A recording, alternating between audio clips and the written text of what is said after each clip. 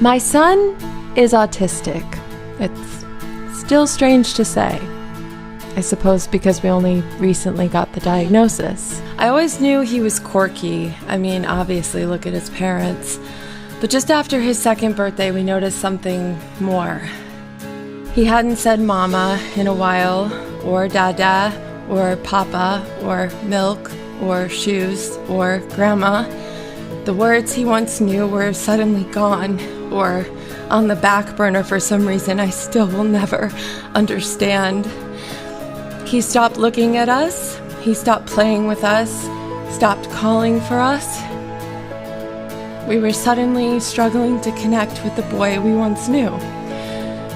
My husband and I held each other and cried. We just didn't know what was happening, or when the unexplainable regression would stop. What really concerned me the most was when he stopped smiling. The very few moments he did look into my eyes, he seemed scared, like he didn't know what was happening either. Our initial assessor told us that she thought he was just spoiled and speech delayed. I'm not kidding.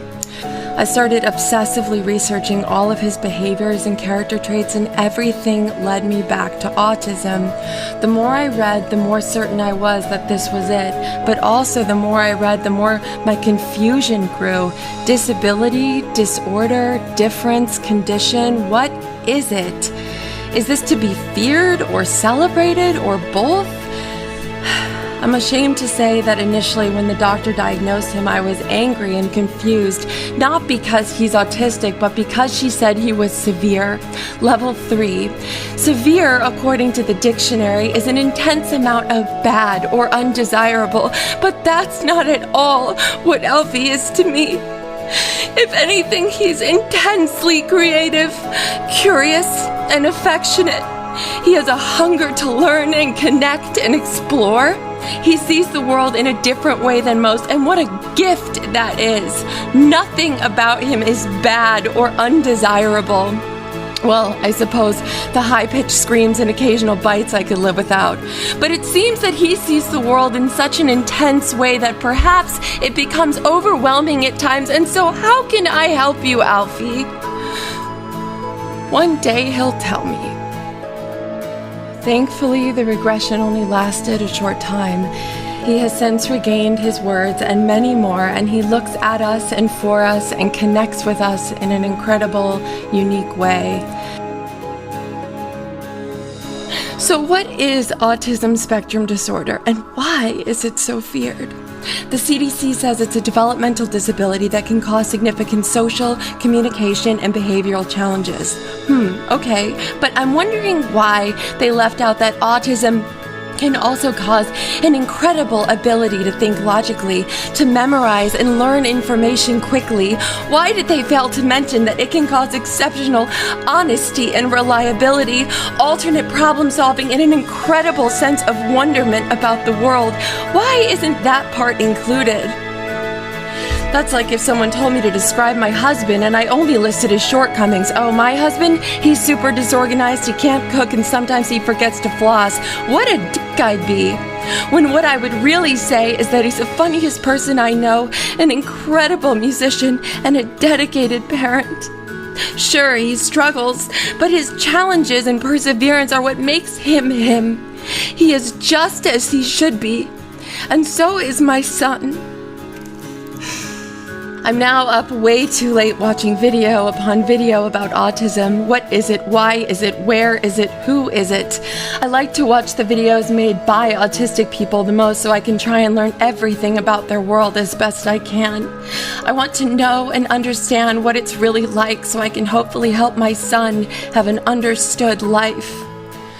The more I read, the more I realize that autism is nothing to be feared at all. In fact, many of the world's greatest thinkers and innovators were autistic. Not that you need a fucking special ability to be worthy.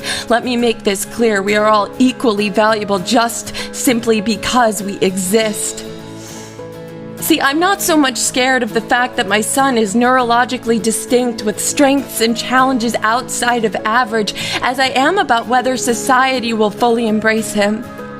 Some are saying to me that he can be cured or indistinguishable from his neurotypical peers with the right therapies, but I just don't quite understand that. I understand giving him support and accommodations that he needs, but I don't understand treatments that would erase harmless autistic behaviors. I hate how narrow-minded society can be. I love the way he is, the way he tiptoes around and squeaks out a song when excited. I love the way his brain works, how he's more interested in the mechanics of the slide than actually going down it, how his fascination lies more in how the speaker produces music than it does with dancing to it. Although, recently we've had some epic spinning sessions to the Beatles. I love the way he thinks pretend play is lame, because so do I. He doesn't want a pretend tea party to drink out of a little plastic cup full of air. He'd rather assemble an actual juicer and drink an actual apple juice, and I get that. A broom is not a sword to him, it's a fucking broom, and he loves to sweep. I love how he randomly repeats his favorite words throughout the day. His latest is monkey oh monkey and doggy oh doggy, and I honestly hope he never stops saying that even when he's 23. I know I have so much to learn, and so does he. I want to try and meet him halfway, learn how his world works while teaching him about mine. I want him to feel joy, appreciated, safe, accepted for exactly who he was meant to be. It's actually funny to me that I ever thought I would have a normal child, whatever that means. Both his parents are borderline insane artists with major ADHD. Why would I ever expect to have a neurotypical child? I'm not saying there won't be challenges or that there hasn't already been some, but I am saying that I hate the fear and stigma that society's attached to autism. My son is simply different, not less. And I wouldn't have him any other way, minus the biting. If you can relate to our family, please comment your story. I love to read each and every one. And for those who don't relate to this, I guess I'd like to end with this.